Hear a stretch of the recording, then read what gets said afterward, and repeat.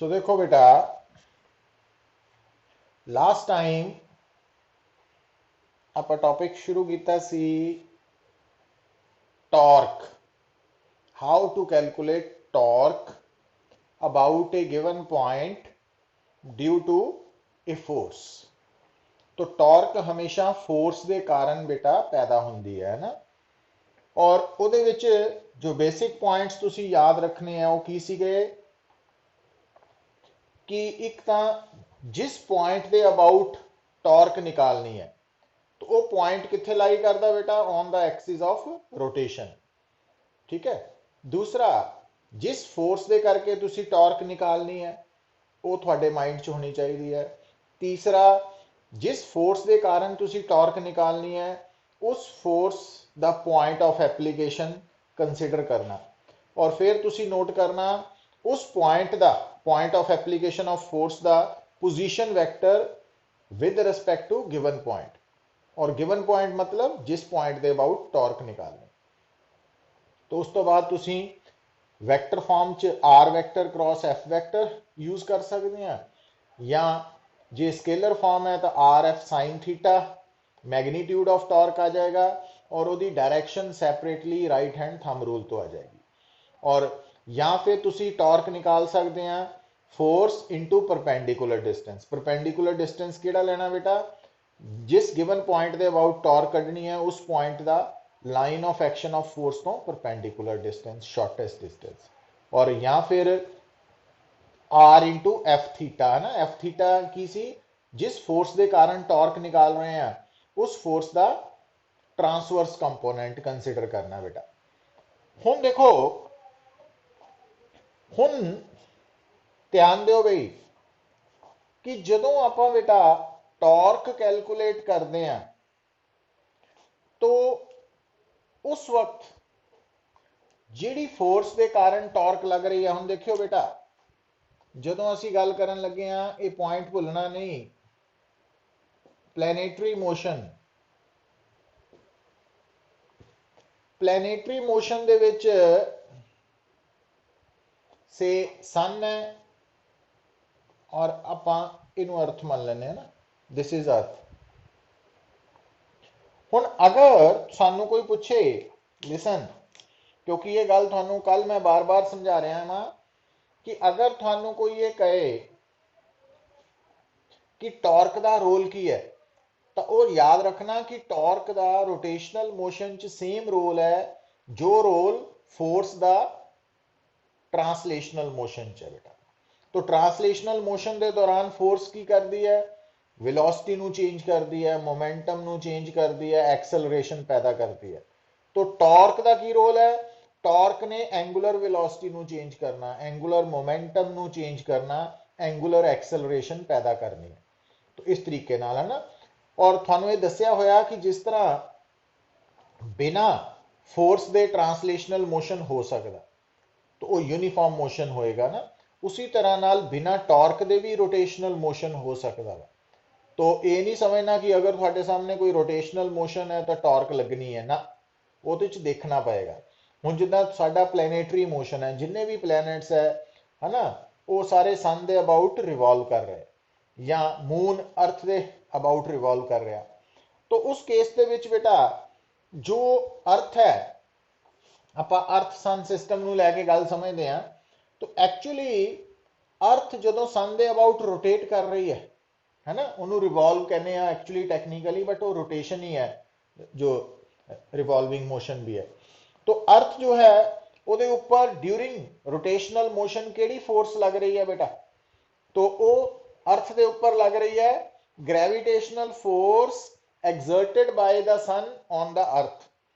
और जो सन है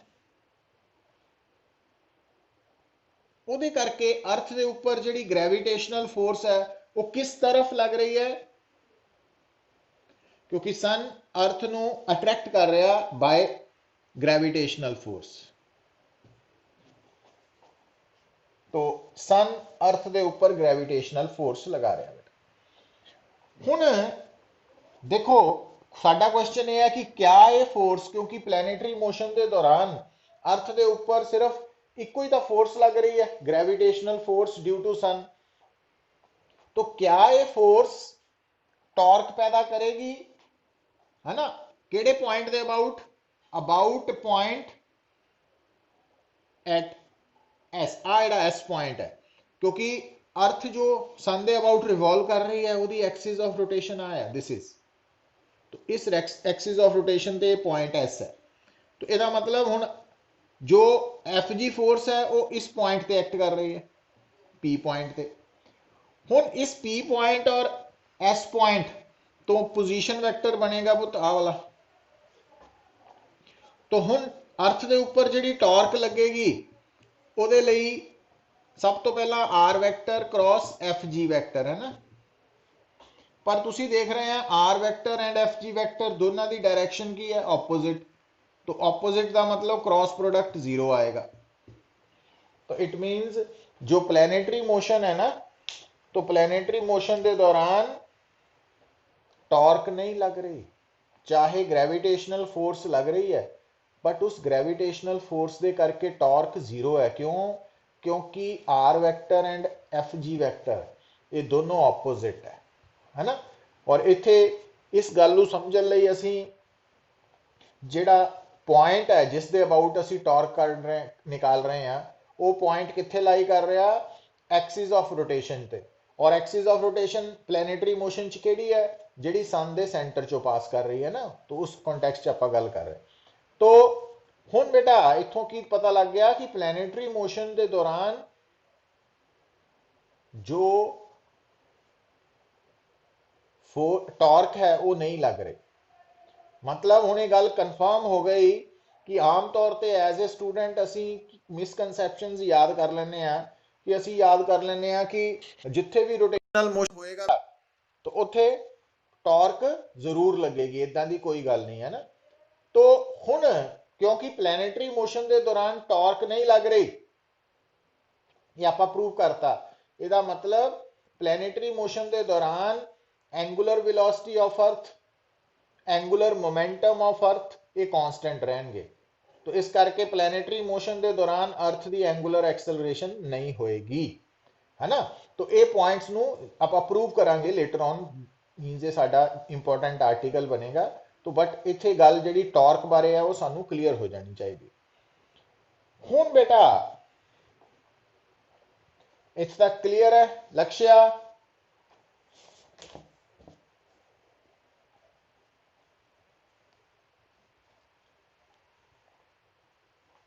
समुघन?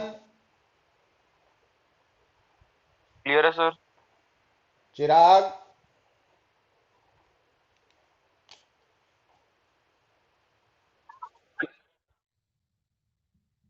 हुण बेटा पहला आपां एक टॉपिक करना एंगुलर मोमेंटम, जिसका दूसरा नाम है मूवमेंट ऑफ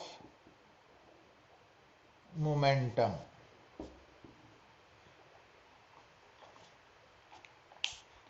देखो बेटा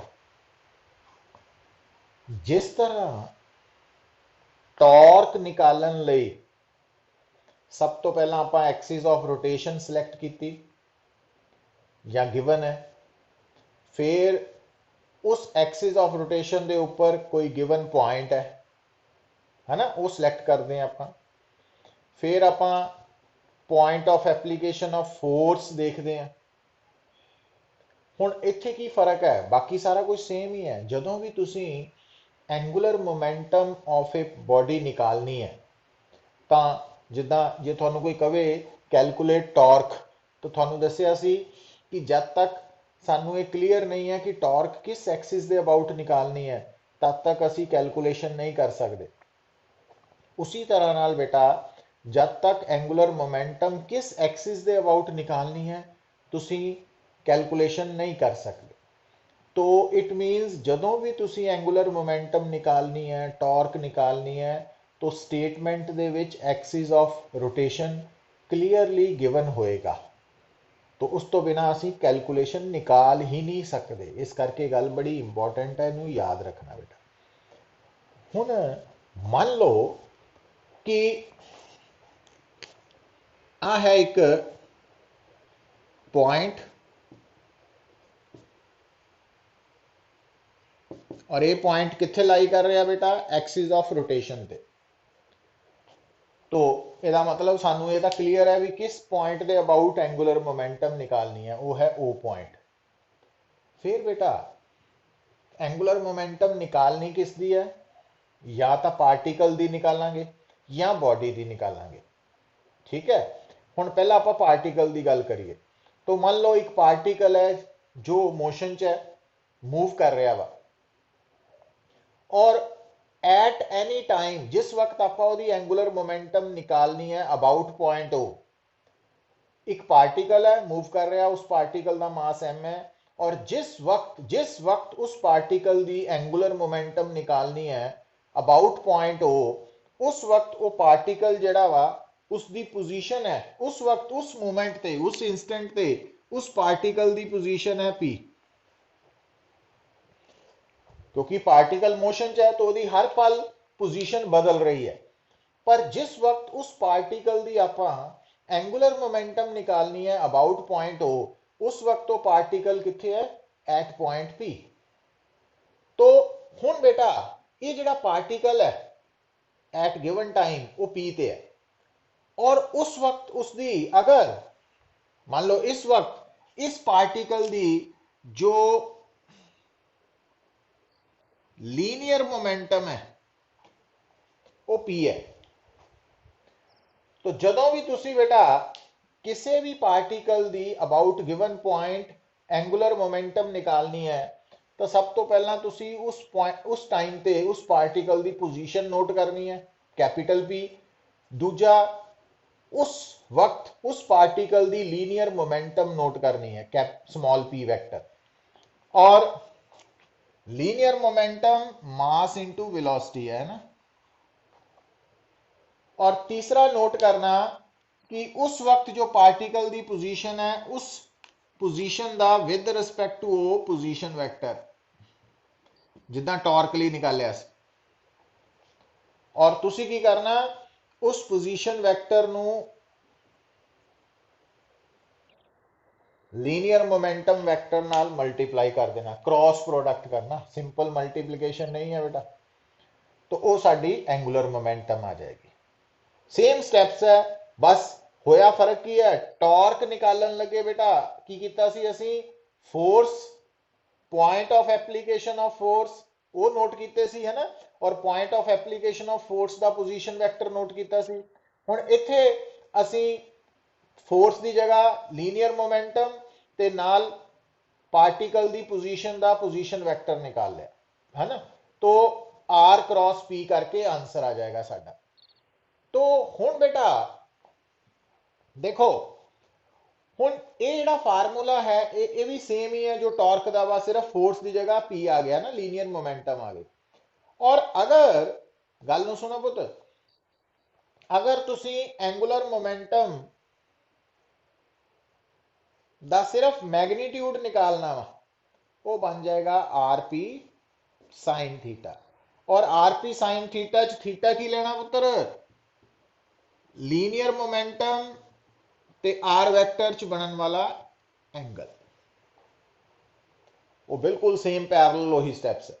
अच्छा हुण जिस तरह टॉर्क के केस च इस लाइन नूं असीं बोलिया सी line of action of force, तो इत्थे इहनूं बोलना लाइन ऑफ मोशन, फर्क ये है। और लाइन ऑफ मोशन नूं भी आपां जिन्ना मर्जी एक्सटेंड कर सकते हैं। हुण अगर आपां ओ पॉइंट तो जिस पॉइंट के अबाउट एंगुलर मोमेंटम निकालनी है, अगर उस पॉइंट तो परपेंडिकुलर ड्रॉ करिए तो आ एंगल्स वर्टिकली ऑपोजिट बराबर है बेटा। तो इस ट्राइंगल दे विच in right angled triangle O N P sine theta की है परपेंडिकुलर बाय, तो आर साइन थीटा डी आ गया। तो आर साइन थीटा की जगह बहुते फोर्स सी, इतने पी इंटू डी आ गया ना। सेम फार्मूला तैयार हो रहा आइडेंटिकल। अच्छा उस तो बाद फिर तुहानू दस्सिया सी कि आ जिहड़ी आर वैक्टर वाली डायरैक्शन है वो उस वक्त की किहड़ी है रेडियल डायरेक्शन और आ है ट्रांसवर्स या टेंजेंशियल डायरेक्शन।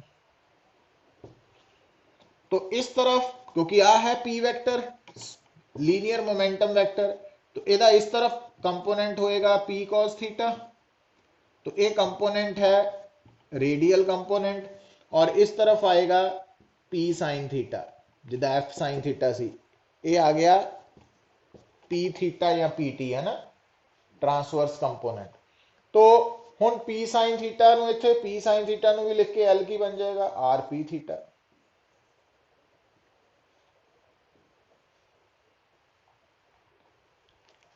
और क्योंकि एंगुलर मोमेंटम बेटा एक्चुअली की है angular momentum cross product of R vector and P vector, तो एंगुलर मोमेंटम की direction right hand thumb rule तो आएगी, और ये भी पहला वेक्टर आर है दूसरा पी वेक्टर है, पी मतलब मोमेंटम वेक्टर, और मोमेंटम वेक्टर की डायरेक्शन ते वेलोसिटी की डायरेक्शन सेम होंगी है ना।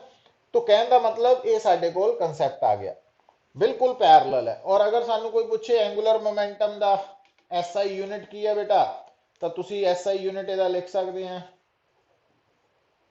क्योंकि मोमेंटम किलोग्राम मीटर पर सेकंड और डिस्टेंस मीटर, तो KG square metre,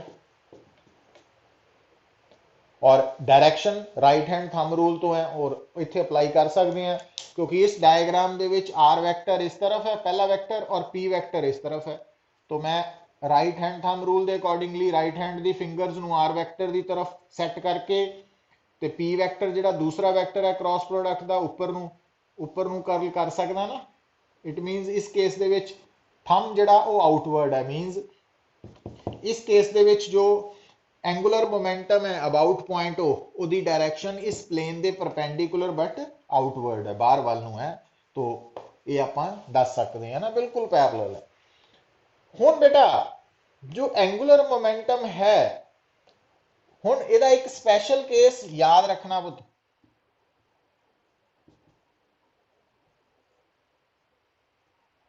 special case. हुण वो स्पेशल केस देखो कि अगर थोड़े सामने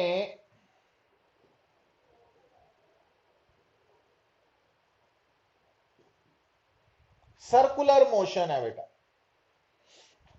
ਜਦੋਂ कोई भी पार्टिकल सर्कुलर मोशन पोजेस कर रहा बेटा, तो तुसी नोट करोगे सर्कुलर मोशन दे विच मतलब अगर आप वाली जी डिस्कशन है जनरल की है ना, हुण अगर मान लो थोड़े सामने एक पार्टिकल सर्कल दे विच घूम रहा, आ पार्टिकल जिहड़ा सर्कुलर पाथ फॉलो कर रहा, तो इस सर्कल का सेंटर है वो, तो अगर एट एनी टाइम पार्टिकल इत्थे है पी पॉइंट ते, तो इस पॉइंट ते मोमेंटम अलोंग द टेंजेंट आएगा ना, क्योंकि वेलोसिटी अलोंग द टेंजेंट है, और आर वेक्टर आएगा बुत, और तुसी नोट कर रहे हैं कि आर वेक्टर ते पी वेक्टर दे विच जिहड़ा एंगल है सर्कुलर मोशन च वो हमेशा 90 डिग्री होएगा।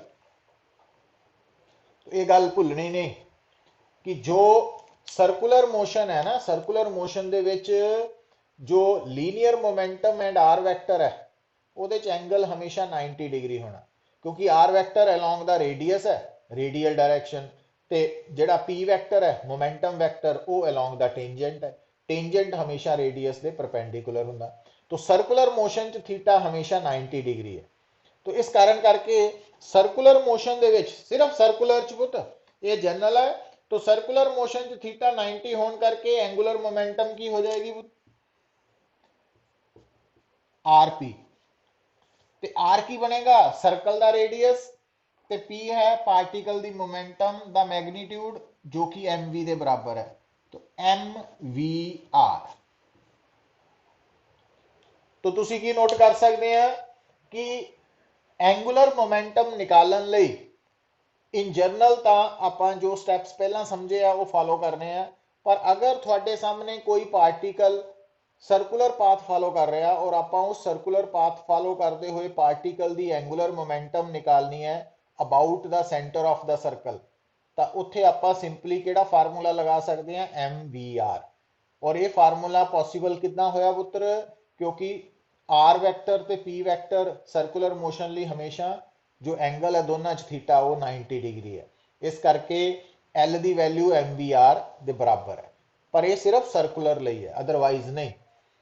तो एंगुलर मोमेंटम भी जस्ट फार्मूला बिल्कुल रिजेंबल करता वा टॉर्क वाला, है ना। जिदा इतने R vector cross F vector है तो टॉर्क है, अगर फोर्स की जगह मोमेंटम आ गई तो एंगुलर मोमेंटम है। तो ये बेटा दो आर्टिकल बिल्कुल पैरेलल है, इन्हों माइंड च रखना ना। हुण अगर सानू कोई पूछे कि एंगुलर मोमेंटम ते जो टॉर्क है वह कोई आपस च रिलेशन भी है, तो वह भी याद करिए बेटा। देखो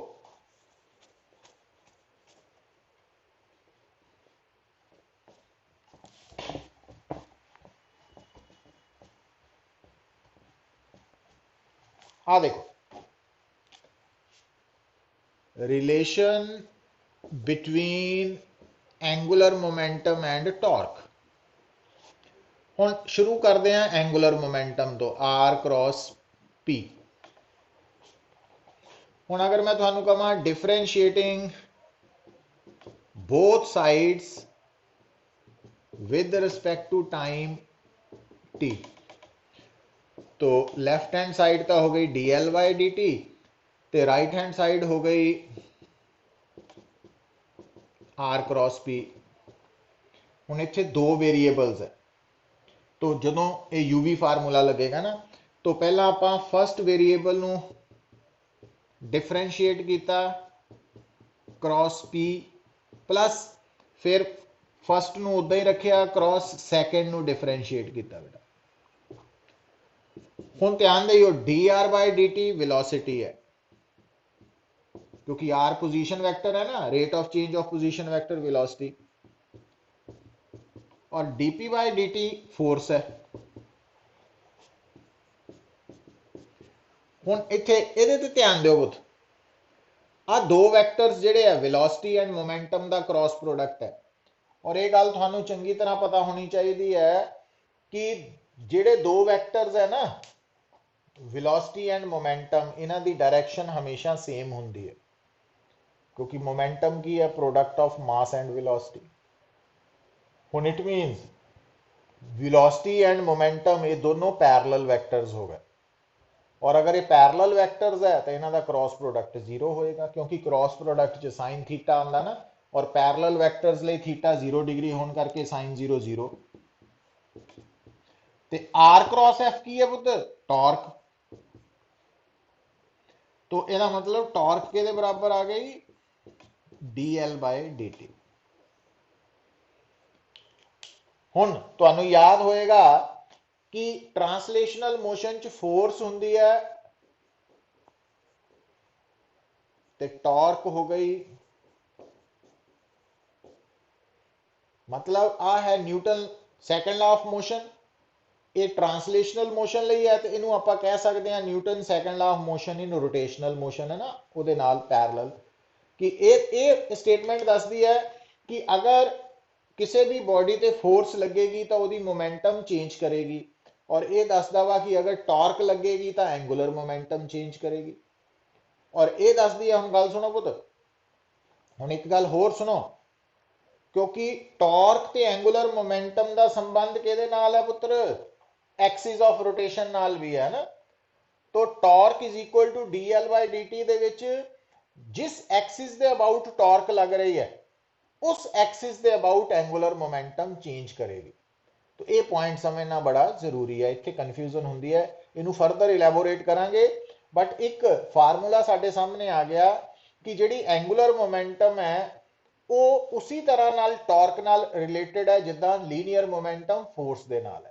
जिद्दां force D P by D T है तो torque D L by D T है। तो फोर्स मोमेंटम दे चेंज होने लिए जिम्मेवार है, तो टॉर्क एंगुलर मोमेंटम दे चेंज होने लिए रिस्पॉन्सिबल है।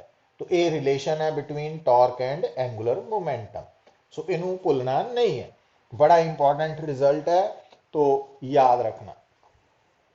हुण बेटा हुण एक गल होर जिहड़ी बड़ी इंपॉर्टेंट है, देखो गल नूं समझो कि जिहड़ी लीनियर मोमेंटम है ना, वो आपां कैलकुलेट करते हैं product of mass and velocity. पर जिहड़ी एंगुलर मोमेंटम है बेटा, ਉਹਨੂੰ ਕੈਲਕੂਲੇਟ ਕਰਨ ਦਾ ਬੇਸਿਕ ਫਾਰਮੂਲਾ ਤਾਂ r vector cross p vector ਹੈ। ਪਰ ਤੁਹਾਨੂੰ ਦੱਸਿਆ ਕਿ r ਵੈਕਟਰ ਉੱਥੇ ਕੀ ਹੈ, ਪੋਜੀਸ਼ਨ ਵੈਕਟਰ ਹੈ। ਕਿਹਦਾ? ਗਿਵਨ ਟਾਈਮ ਤੇ ਜਿਸ ਪਾਰਟੀਕਲ ਦੀ ਤੁਸੀਂ ਐਂਗੂਲਰ ਮੋਮੈਂਟਮ ਨਿਕਾਲ ਰਹੇ ਆ, ਤਾਂ ਉਸ ਪਾਰਟੀਕਲ ਦੀ ਪੋਜੀਸ਼ਨ ਦਾ ਪੋਜੀਸ਼ਨ ਵੈਕਟਰ ਹੈ with respect to that point about which we are going to calculate angular momentum. तो ਜਦੋਂ ਵੀ ਐਂਗੂਲਰ ਮੋਮੈਂਟਮ ਨਿਕਾਲਣੀ ਹੈ ਤਾਂ ਸਾਨੂੰ ਇੱਕ ਪੁਆਇੰਟ ਗਿਵਨ ਹੋਏਗਾ ਜਿਸ ਦੇ ਅਬਾਊਟ ਐਂਗੂਲਰ ਮੋਮੈਂਟਮ ਨਿਕਾਲਣੀ ਹੈ ਨਾ। तो उस पॉइंट ਦੇ ਅਬਾਊਟ ਜੋ ਉਸ ਪੁਆਇੰਟ ਨੂੰ ਆਪਾਂ ਇੱਕ ਤਰ੍ਹਾਂ ਨਾਲ ਆਪਣੇ ਲਈ ओरिजिन ਮੰਨ ਲੈਣਾ, ਔਰ ਉਹ ਪੁਆਇੰਟ ਲਾਈ ਕਿੱਥੇ ਕਰਨਾ ਬੇਟਾ, ਐਕਸਿਸ ਆਫ ਰੋਟੇਸ਼ਨ ਹੋਣੀ ਹੈ ਉਸ ਮੂਵਮੈਂਟ ਲਈ। तो ਉਸ ਪੁਆਇੰਟ ਤੋਂ ਲੈ ਕੇ ਜਿੱਥੇ ਪਾਰਟੀਕਲ ਦੀ ਪੋਜੀਸ਼ਨ ਹੈ ਉੱਥੇ ਤੱਕ ਦਾ ਪੋਜੀਸ਼ਨ ਵੈਕਟਰ ਹੈ। ਹੁਣ ਇਸ ਗੱਲ ਨੂੰ ਇੱਕ ਹੋਰ ਗੱਲ ਨਾਲ ਜੋੜੋ ਪੁੱਤਰ, क्योंकि ਅਸੀਂ ਕਈ ਗੱਲਾਂ ਨੂੰ ਵੈਸੇ ਹੀ ਆਪਣੇ ਆਪ ਐਡ ਕਰ ਲੈਂਦੇ ਆ ਮਾਈਂਡ 'ਚ, ਜਦਕਿ ਉਹ ਪੂਰੀ ਤਰ੍ਹਾਂ ਨਾਲ ਠੀਕ ਨਹੀਂ ਹੁੰਦੀਆਂ। ਜਿੱਦਾਂ ਕਿ ਇੱਕ ਗੱਲ ਤਾਂ ਆਪਾਂ ਹੁਣ ਤੱਕ ਕਰੈਕਟ ਕਰ ਚੁੱਕੇ ਹਾਂ ਕਿ ਆਮ ਤੌਰ ਤੇ ਜਿੰਨੇ ਵੀ ਸਟੂਡੈਂਟਸ ਹੈ, ਅਗਰ ਉਹਨਾਂ ਨੂੰ ਪੁੱਛਿਆ ਜਾਏ ਕਿ अर्थ सन ਦੇ ਅਬਾਊਟ ਰਿਵॉल्व कर रही है, प्लैनेटरी मोशन, तो क्या अर्थ ਦੇ ਉੱਪਰ टॉर्क लग रही है? तो मैक्सिमम ਦਾ आंसर आएगा यस। क्यों? ਤੁਹਾਡਾ ਵੀ ਆਨਸਰ ਇਦਾਂ ਹੀ ਆਣਾ ਵਾ ਇੱਕ ਦੋ ਦਿਨ ਬਾਅਦ। तो ਉਹਦਾ ਕਾਰਨ ਕੀ ਹੈ ਕਿ ਅਸੀਂ ਰੋਟੇਸ਼ਨ ਨੂੰ ਟਾਰਕ ਨਾਲ ਜੋੜ ਲਿਆ ਵਾ ਕਿ ਟਾਰਕ ਤੋਂ ਬਿਨਾ ਰੋਟੇਸ਼ਨ ਨਹੀਂ ਹੋ ਸਕਦਾ। ਪਰ ਮੈਂ ਇਹ ਗੱਲ ਬਾਰ-ਬਾਰ ਤੁਹਾਨੂੰ ਦੱਸ ਰਿਹਾ ਕਿ ਜਿੱਦਾਂ ਬਿਨਾ ਫੋਰਸ ਦੇ ਟਰਾਂਸਲੇਸ਼ਨਲ ਮੋਸ਼ਨ ਹੋ ਸਕਦਾ, ਉਸੇ ਤਰ੍ਹਾਂ ਟਾਰਕ ਤੋਂ ਬਿਨਾ ਵੀ ਰੋਟੇਸ਼ਨਲ ਮੋਸ਼ਨ ਹੋ ਸਕਦਾ। ਠੀਕ ਹੈ, ਜਦੋਂ ਫੋਰਸ ਲੱਗੇਗੀ ਤਾਂ ट्रांसलेशनल मोशन के दौरान मोमेंटम चेंज होएगी, और अगर रोटेशनल मोशन के दौरान टॉर्क लगेगी तो एंगुलर मोमेंटम चेंज होएगी। पर बिना टॉर्क के भी रोटेशनल मोशन हो सकता, और वो आप इस आर्टिकल तो पहला डिस्कस कर चुके हैं कि प्लैनेटरी मोशन के दौरान टॉर्क 0 है। हुण पुत्र अगली गल जिहड़ी याद रखनी है ना कि ईवन अगर कोई पार्टिकल स्ट्रेट पाथ फॉलो कर रहा, अगर कोई पार्टिकल स्ट्रेट पाथ फॉलो कर रहा, तो स्ट्रेट पाथ फॉलो करते हुए पार्टिकल की भी असी एंगुलर मोमेंटम निकाल सकते हैं और वो नॉन जीरो हो सकती है। हुण आपां उहदे लई एक एग्जाम्पल लैन लगे हैं बेटा। देखो हुण देखियो, क्योंकि आपां अपने वालों जोड़ लैने आ कि जिद्दां मोमेंटम का संबंध ट्रांसलेशनल मोशन नाल है, इसी तरह एंगुलर मोमेंटम का संबंध अपना रोटेशनल मोशन नाल है। तो इट मीनस अगर कोई पार्टिकल स्ट्रेट पाथ फॉलो कर रहा तो उसकी एंगुलर मोमेंटम नहीं होएगी, पर यह गल गलत है पुत्र। तो याद रखना कि ईवन कोई भी पार्टिकल जो स्ट्रेट पाथ फॉलो कर रहा है, वो पार्टिकल भी एंगुलर मोमेंटम पोजैस कर सकता। तो आ देखो ਉਹਦੇ ਲਈ ਆਪਾਂ ਕੀ ਕਰਦੇ ਆ कि मान लो ਸਾਨੂੰ स्टेटमेंट च गिवन है कि आ ਸਾਡੇ ਕੋਲ ਇੱਕ XY प्लेन है और आ ओरिजिन है। तो ਉਹ ਸਾਨੂੰ ਕਹਿੰਦਾ कि एक particle parallel to X axis move कर रहा है, एक particle parallel to X axis move कर रहा बेटा। मींस आ जी रेड कलर की लाइन नजर आ रही है, ਇਹਦੇ ਉੱਪਰ ਇੱਕ ਪਾਰਟੀਕਲ मूव कर रहा है ना, और आ ਜਿਹੜਾ डिस्टेंस है सपोज ये सानू y ਦਿੱਤਾ ਵਾ। ਹੁਣ ਉਹ ਕਹੇਗਾ ਕਿ ਤੁਸੀਂ इस पार्टिकल ਦੀ ਜਿਹੜਾ पार्टिकल xy प्लेन ਦੇ ਵਿੱਚ along या parallel to x axis move कर रहा, तो उस पार्टिकल ਦੀ एंगुलर मोमेंटम निकालो अबाउट ओरिजिन O। हुण देखो O पॉइंट के अबाउट असी एंगुलर मोमेंटम निकालनी है। हुण पुत्र क्योंकि पार्टिकल मोशन च है, तो वो पार्टिकल किते भी हो सकता वा, किते भी हो सकता वा, है ना, मोशन च है। तो आप मान लेने हैं कि वो पार्टिकल इत्थे है, एट टाइम t। हुण ये पार्टिकल की वेलोसिटी हमेशा पैरेलल टू एक्स एक्सिस है, वो गिवन है स्टेटमेंट। तो ਇਹਦਾ मतलब आ मोमेंटम। अच्छा हुण बेटा सब तो पहला की नोट करना, क्योंकि आप एंगुलर मोमेंटम ओ पॉइंट के अबाउट कढ़नी है और साडा पार्टिकल कैपिटल पी पोजीशन ते है, तो आ बन गया साडा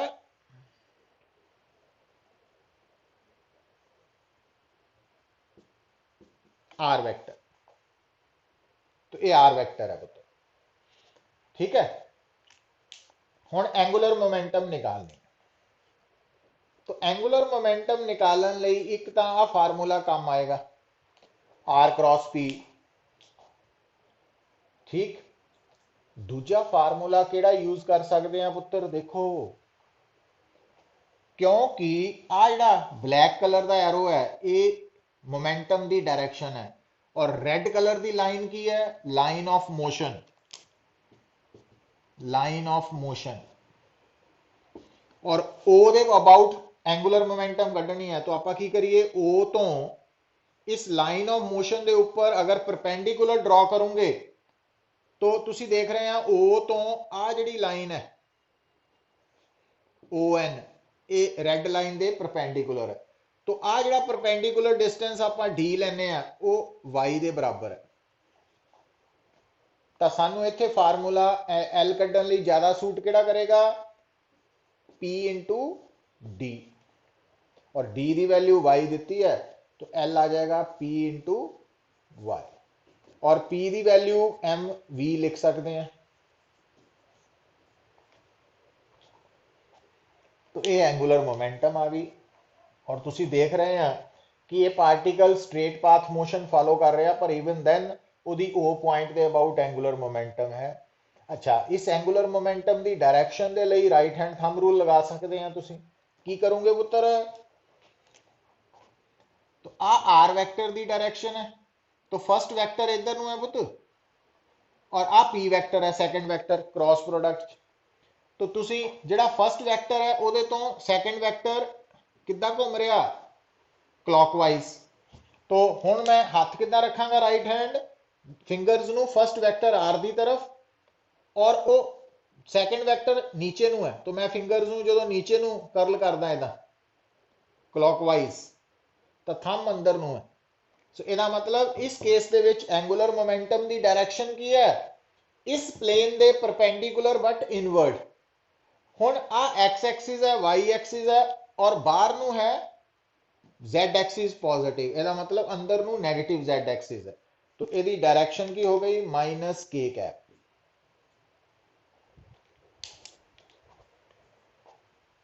तो डायरेक्शन भी आप राइट हैंड थंब रूल तो दस सकते हैं, क्योंकि ये एक्स वाई प्लेन च हो रहा, तो डायरेक्शन इस प्लेन के परपेंडिकुलर होनी है, वो पॉजिटिव जेड होनी है कि नेगेटिव जेड, वो एक्चुअल आर और पी की डायरेक्शन तो पता लगेगा।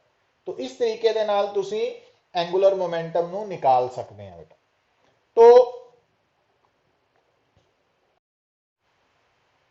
देखो बेटा हुण ध्यान दो,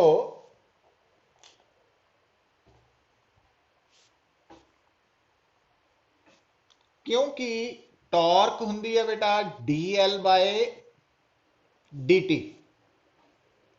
तो अगर टॉर्क जीरो है, अगर टॉर्क जीरो है तो D L by D T भी राइट हैंड साइड जीरो हो गई, but D L by D T zero का मतलब एल कांस्टेंट है।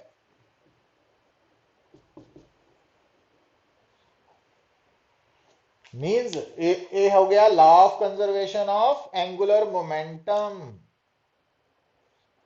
Law of conservation of angular momentum हो गया ना, कि अगर टॉर्क जीरो होएगी तो एंगुलर मोमेंटम कांस्टेंट होएगी, जिदा फोर्स जीरो होएगी तो लीनियर मोमेंटम कांस्टेंट सी, law of conservation of linear momentum. पर ये फर्क की है बेटा, हुणे गल समझनी बड़ी जरूरी है, क्योंकि टॉर्क एंगुलर मोमेंटम इन्हां दा कंसर्न एक्सिस ऑफ रोटेशन नाल भी है।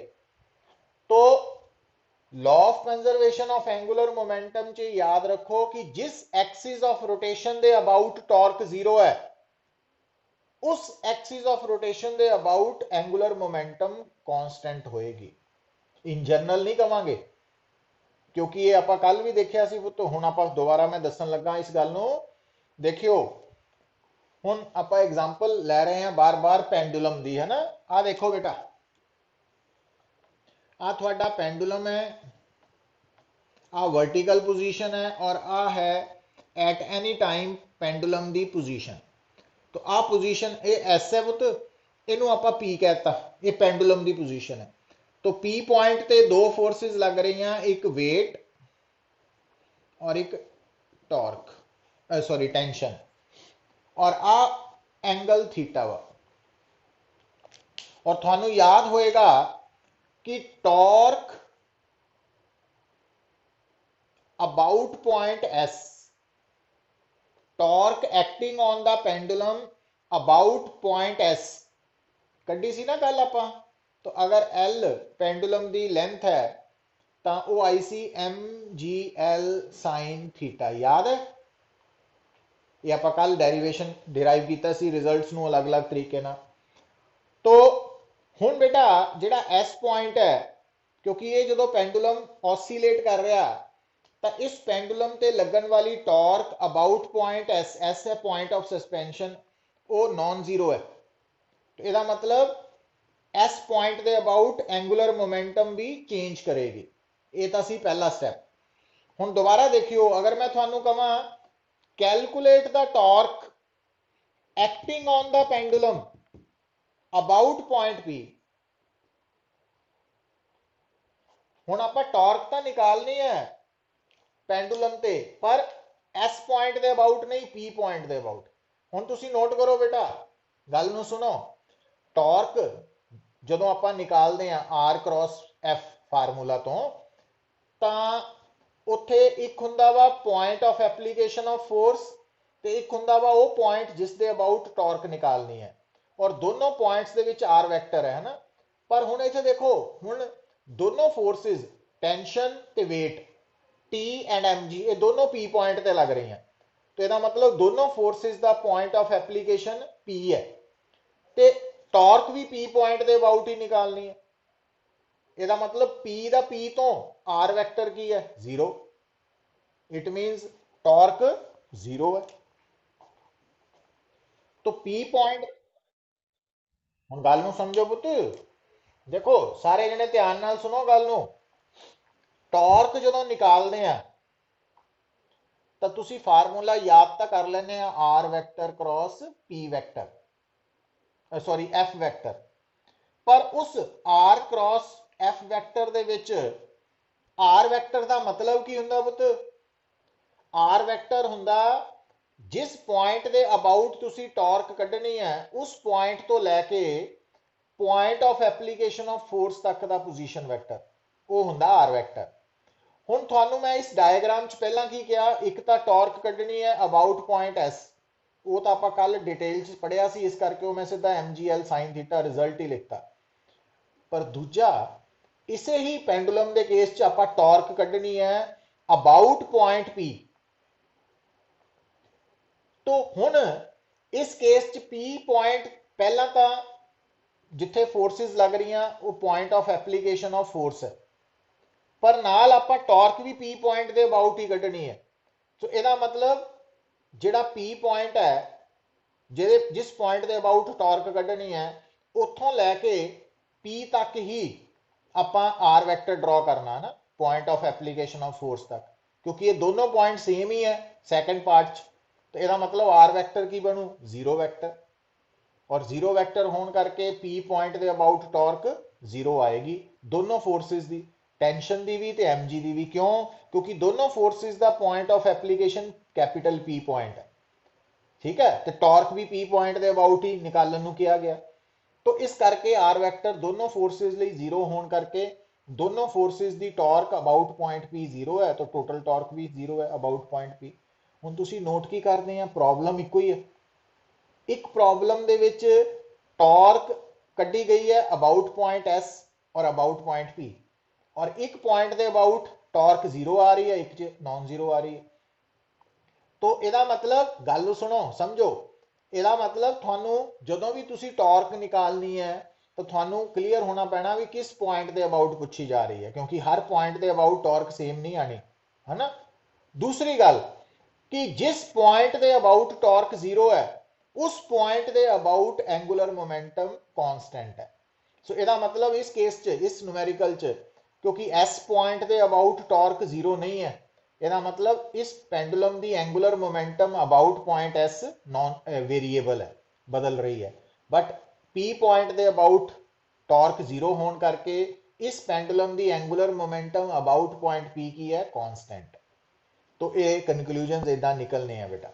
मतलब ये नहीं है कि आप जिदा लीनियर ट्रांसलेशनल मोशन च सिंपली कह देने सीगे ना कि फोर्स मोमेंटम, पर इत्थे टॉर्क एंगुलर मोमेंटम कड्ढन लगे थानू एक्सिस ऑफ रोटेशन बारे क्लीयर करना पैना और वो प्रॉब्लम तो पता लग जाना स्टेटमेंट तो। दूजी गल कि जिस जिदा फोर्स है, अगर किसी सिस्टम ते नेट फोर्स 0 है तो उस सिस्टम की मोमेंटम कांस्टेंट है। बट टॉर्क अगर 0 है तो एंगुलर मोमेंटम कांस्टेंट है। इनू इदा नहीं कहना, इनू कहना कि जिस पॉइंट के अबाउट टॉर्क 0 है, जिस एक्सिस ऑफ रोटेशन के अबाउट टॉर्क 0 है, उस एक्सिस ऑफ रोटेशन के अबाउट एंगुलर मोमेंटम कांस्टेंट है। हम हर एक्सिस के अबाउट नहीं है ना, ध्यान नाल गल समझनी है। सो ये है रिगार्डिंग प्रॉब्लम जो आप कॉमनली फेस करते हैं इन्हां टॉपिक्स के बारे। तो वो थोड़ा कंसनट्रेट करना बेटा। हुण देखो इत्थे तक लग गई समझ।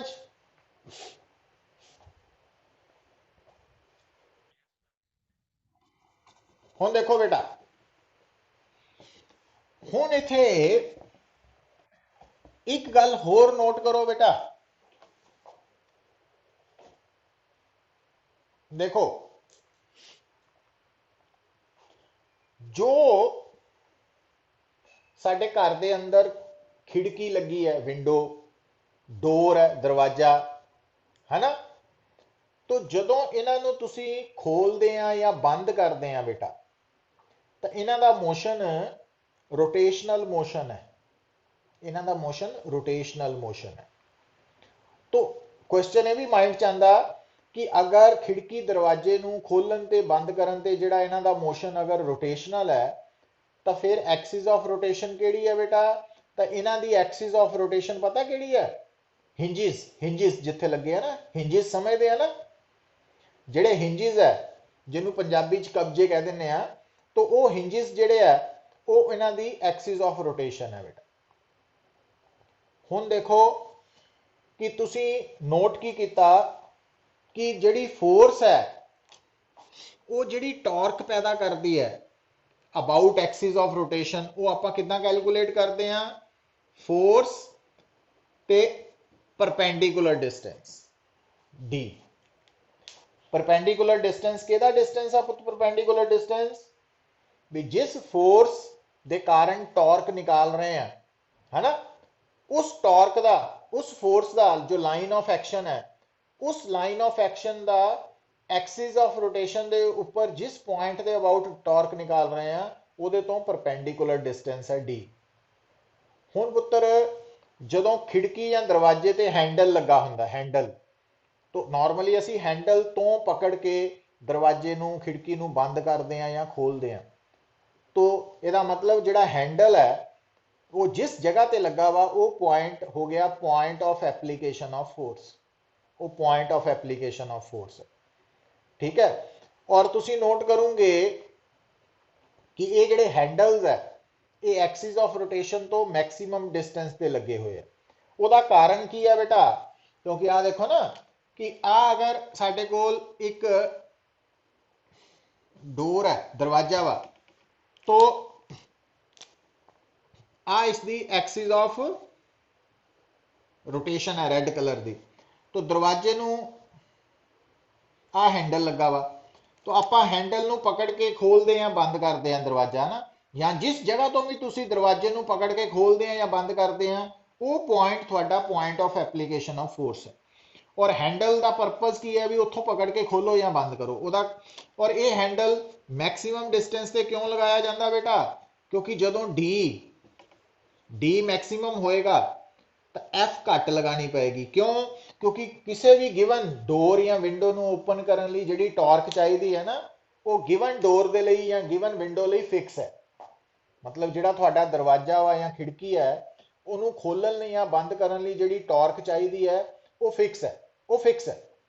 तो ਇਹਦਾ मतलब अगर ਤੁਸੀਂ हैंडल तो पकड़ के दरवाजे ਨੂੰ खोलते ਜਾਂ ਬੰਦ ਕਰਦੇ ਆ ਤਾਂ डी मैक्सिमम ਹੋਣ ਕਰਕੇ फोर्स घट लगानी पैनी है, क्योंकि लैफ्ट हैंड साइड उस दरवाजे ਨੂੰ खोलन ਲਈ ਜਾਂ ਬੰਦ ਕਰਨ ਲਈ ਜਿਹੜੀ टॉर्क है वो फिक्स है, कांस्टेंट है। इस करके जे डी ज़्यादा होएगा तो एफ घट होएगा, एफ तो डी घट होएगा तो एफ ज़्यादा लाना पैना। इस करके तुसी चेक करके देख सकते हैं कि तुसी किसी भी खिड़की या दरवाजे ਨੂੰ ਜਦੋਂ खोलते हैं बेटा, ਹੁਣ देखो ਹੁਣ ਇਹਨੂੰ ਇਦਾਂ ਸਮਝ ਲਓ ਨਾ ਆਪਾਂ ਜਿੱਦਾਂ ਆ ਦਰਵਾਜ਼ਾ ਵਾ, ਆ ਜਿਹੜਾ ਹੱਥ ਹੈ ਮੇਰਾ ਇਹ ਹਿੰਜਸ ਹੈ, ਇਦਾਂ ਦਰਵਾਜ਼ਾ ਆ ਖੁੱਲ ਰਿਹਾ ਬੰਦ ਹੋ ਰਿਹਾ ਨਾ, ਇਦਾਂ ਬੰਦ ਹੋ ਰਿਹਾ। ਤਾਂ ਹੁਣ ਜਦੋਂ ਮੈਂ ਇੱਥੋਂ ਪਕੜਦਾ ਤਾਂ ਆ ਪਰਪੈਂਡੀਕੂਲਰ ਡਿਸਟੈਂਸ ਹੈ ਡੀ ਮੈਕਸਿਮਮ। ਹੁਣ ਜੇ ਮੈਂ ਇੱਥੋਂ ਪਕੜ ਕੇ ਖੋਲਦਾ ਤਾਂ ਮੈਨੂੰ ਜ਼ਿਆਦਾ ਜ਼ੋਰ ਲਾਣਾ ਪੈਣਾ, ਜੇ ਮੈਂ ਇੱਥੋਂ ਪਕੜ ਕੇ ਖੋਲਦਾ ਤਾਂ ਬਹੁਤ ਜ਼ਿਆਦਾ ਜ਼ੋਰ ਲਾਣਾ ਪੈਣਾ, क्योंकि जिन्ना डी घटी जाएगा उन्नी फोर्स ज़्यादा अप्लाई करनी पैनी है। और यही सेम कंसैप्ट बेटा अप्लाई हुंदा वा कि जिस तरह थोड़े स्क्रू ड्राइवर है जिन्हों पेचकस कह देने हैं ना, तो हुण जिहड़ा पेचकस है तो जदों आपां स्क्रू ड्राइवर दे नाल स्क्रू नूं टाइट करते हैं या लूज करते हैं, है ना, बंद करते हैं स्क्रू नूं टाइट करते हैं या लूज करते हैं, तो उस केस दे विच जिहड़ा स्क्रू ड्राइवर का हैंडल है तो आपां उहनूं इदां पकड़ के घुमाने जदों, तो इस स्क्रू ड्राइवर ने नाल जदों असीं स्क्रू नूं कसदे हैं या लूज करते हैं तो आ बेटा उहदी है एक्सिस ऑफ रोटेशन। आ जिहड़ा तुहानूं डॉट जिहा नज़र आ रहा है ना, ये एक्सिस ऑफ रोटेशन ते पॉइंट है वा। तो जिन्ना ज़्यादा ये हैंडल मोटा होएगा पुत्त, जिन्ना हैंडल मोटा होएगा तो एक्सिस ऑफ रोटेशन तो परपेंडिकुलर डिस्टेंस ज़्यादा होने करके घट फोर्स लगा के वो स्क्रू ईजिली टाइट हो जाएगा, ईजिली लूज हो जाएगा। पर जिन्ना स्क्रू का हैंडल पतला होएगा, स्क्रू ड्राइवर का हैंडल, तो स्क्रू ड्राइवर का हैंडल जिन्ना मोटा होएगा तो उन्ना डी ज़्यादा होने करके अप्लाई करने वाले नूं फोर्स घट लगानी पैनी है, तो जिन्ना हैंडल पतला होएगा ज़्यादा लगानी पैनी है। इसी तरह नाल तुसी ਜਿਹੜੇ ਪਲੰਬਰਸ ਹੈ ਉਹ ਉਹਨਾਂ ਕੋਲ ਇੱਕ ਖਾਸ ਤਰ੍ਹਾਂ ਦਾ ਇੰਸਟਰੂਮੈਂਟ ਹੁੰਦਾ ਵਾ, ਆਪਰੇਟਸ ਕਹਿ ਲਓ, ਜਿਹਨੂੰ ਰੈਂਚ ਕਹਿੰਦੇ ਆ, ਰੈਂਚ, ਜਿਹਦੇ ਨਾਲ ਉਹ ਪਾਈਪਸ ਨੂੰ ਖੋਲਦੇ ਆ। तो ਉਹ ਪਾਈਪ ਰੈਂਚ ਜਿਹੜੀਆਂ ਵਾ ਉਹਨਾਂ ਦੀਆਂ ਲੈਂਥ ਵੀ ਜ਼ਿਆਦਾ ਹੁੰਦੀ ਹੈ। ਲੈਂਥ ਦਾ ਜ਼ਿਆਦਾ ਹੋਣ ਦਾ ਪਰਪਸ ਹੀ ਇਹ ਹੈ ਕਿ ਐਕਸਿਸ ਆਫ ਰੋਟੇਸ਼ਨ ਤੋਂ ਜ਼ਿਆਦਾ ਦੂਰੀ ਤੇ ਉਹ ਫੋਰਸ ਲਗਾ ਕੇ, ਘੱਟ ਫੋਰਸ ਲਗਾ ਕੇ ਈਜ਼ੀਲੀ ਖੋਲ ਸਕਦੇ ਆ, ਕਿਉਂਕਿ ਪਾਈਪ ਨੂੰ ਖੋਲਣ ਲਈ ਜਾਂ ਬੰਦ ਕਰਨ ਲਈ ਜਿਹੜੀ ਟਾਰਕ ਚਾਹੀਦੀ ਉਹ ਫਿਕਸ ਹੈ। तो जे हैंडल लंबा होएगा तो डी नूं वो वधा सकते हैं, और डी नूं वधाउण दा मतलब एफ घट जाएगा। तो ये बेटा जिहड़ा कंसैप्ट है टॉर्क दा, हुण ध्यान दिओ, हुण इहदे नाल ही रिजेंबल करदा एक होर कंसैप्ट है जिस दे बारे आपां पढ़ना वा, कपल। कपल हुण एक्चुअली बेटा हुण एक कपल वर्ड तुसी सुनिया होया है ना। हुण फिजिक्स दे विच कपल दा की मतलब है? हिंदी पंजाबी च तां जोड़ा वा, पेयर, कपल। तो फिजिक्स दे विच भी ये पेयर ही है, पर किहड़ा पेयर? दो फोर्सेस दा पेयर, जोड़ा। पर उन्हां फोर्सेस दी की खासियत होनी चाहिए है बेटा? तो इहदे बारे आपां कल नूं लैक्चर च डिस्कस करांगे। तो अज सिर्फ आपां डिस्कस कीता वा टॉर्क बारे, एंगुलर मोमेंटम बारे, एंगुलर मोमेंटम टॉर्क दे रिलेशन बारे, और तुहानूं ये गल समझाई है कि जदों भी टॉर्क या एंगुलर मोमेंटम कैलकुलेट करनी है तो सब तो पहला तुसी एक्सिस ऑफ रोटेशन बारे क्लीयर होना वा, क्योंकि डिफरेंट एक्सिस दे अबाउट, अगर एक्सिस ऑफ रोटेशन अलग अलग है तो अलग अलग पॉइंट्स दे अबाउट तुसी टॉर्क कढ़दे हैं या एंगुलर मोमेंटम कढ़दे हैं तो आंसर ਡਿਫਰੈਂਟ ਆਏਗਾ। ਇਸ ਕਰਕੇ ਉਹ ਸਟੇਟਮੈਂਟ ਤੋਂ ਹੀ ਪਤਾ ਲੱਗੇਗਾ ਕਿ ਕਿਸ ਐਕਸਿਸ ਦੇ ਅਬਾਊਟ ਤੁਸੀਂ ਟਾਰਕ ਨਿਕਾਲਣੀ ਹੈ ਜਾਂ ਐਂਗੂਲਰ ਮੋਮੈਂਟਮ ਨਿਕਾਲਣੀ ਹੈ। ਔਰ ਦੂਸਰੀ ਗੱਲ ਕਿ जिस एक्सिस के अबाउट टॉर्क जीरो है सिर्फ उस एक्सिस के about he angular momentum constant है। तो ये पॉइंट्स है